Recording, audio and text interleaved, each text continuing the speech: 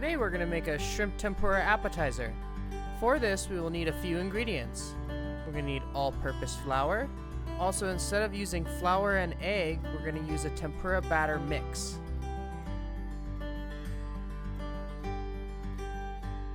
We're going to need cold water. And we are using nobashi ebi, which is straightened and pulled shrimp.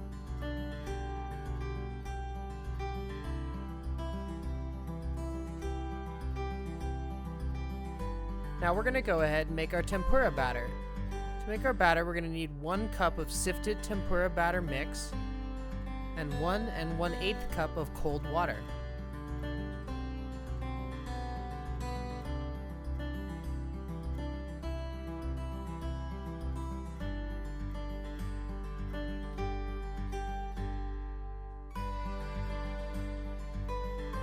Combine both ingredients together in a bowl and whisk.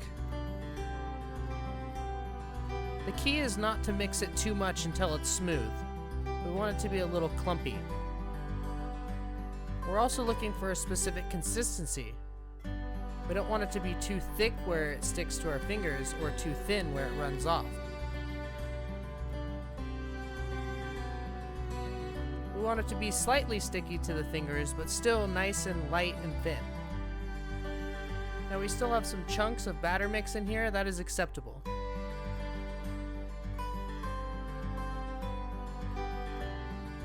Now we will prepare our shrimp for tempura.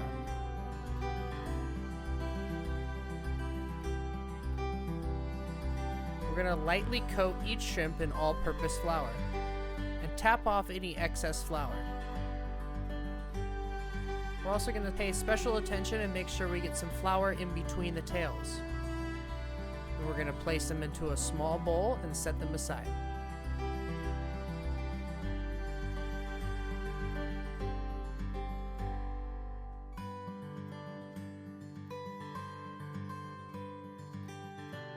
Now we're about ready to fry our tempura.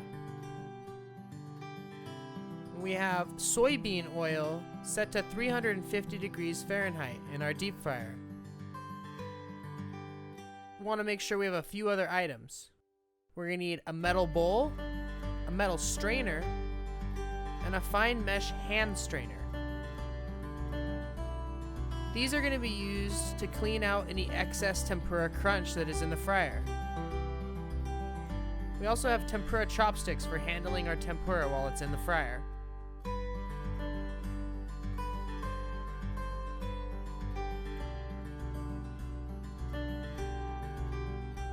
We're going to start by splashing some batter into the fryer.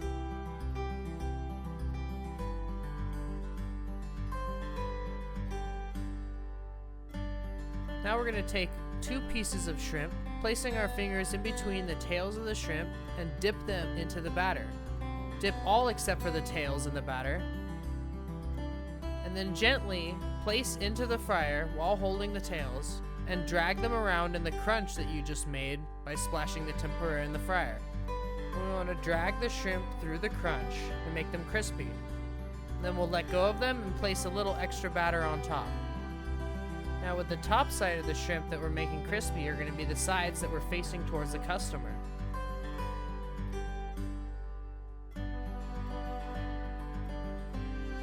Now we'll take our next 2 pieces of shrimp, with our fingers in between the tails, dip them in the batter, drag them through the crunch that we just made, hold for just a moment, and then drop. We'll add a little extra crunch to the top.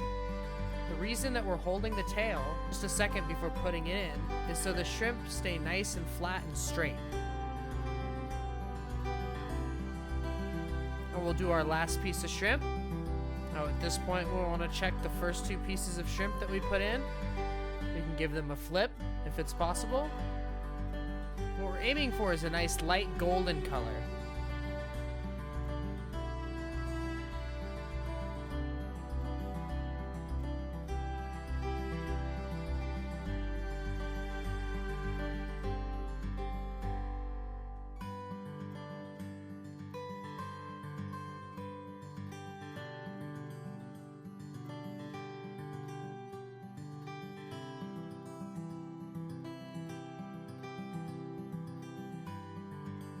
Our first shrimp are getting very close to being ready. Now we see this nice golden color. Shrimp's ready. It's exactly what we're looking for. We'll take them out of the fryer and place them on a mesh to allow the oil to drain.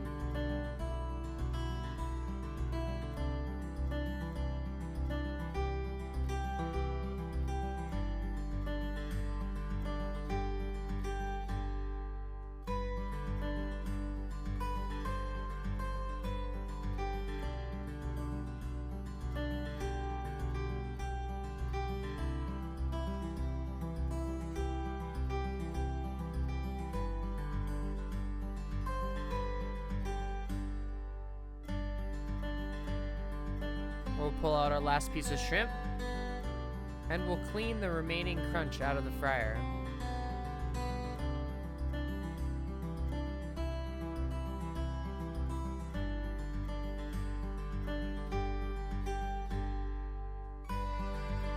Now we're going to start decorating. We'll take a half sheet of tempura paper. We're going to fold it and place it on a plate. We'll start by placing 2 pieces of tempura on top of the paper like so, with the tails crossing. We're gonna do the same with the next 2 pieces of shrimp. Place them on the inside of the first 2, with the tails crossing. And we'll place the final shrimp right in the middle. And here is our completed shrimp tempura appetizer.